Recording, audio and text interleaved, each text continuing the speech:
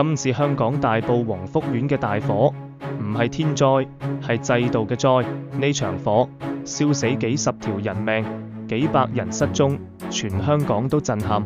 但我哋要問嘅不只係點解會燒，而係點解會燒到咁嚴重，背後係乜制度問題？第一，外牆工程用竹棚、用塑膠網、用易燃嘅覆蓋物，點解？因為平、快、利潤高、安全。排第二。第二，好多居民講火警冇響，點解？因為物業外包俾最低價公司，最低價就係低質素。資本制度永遠係咁，老闆慳錢，風險就由居民承擔。第三，監管點解鬆？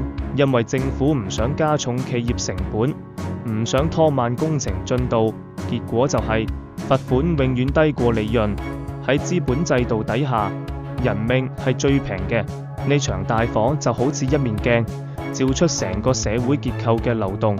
我哋要講清楚，呢場火唔係單一意外，係成本邏輯加鬆散監管加利潤至上嘅必然產物。如果制度唔改，下一場悲劇只係時間問題。我哋推動嘅模式唔一樣，係以人民安全放第一，唔係以利潤最大化做標準。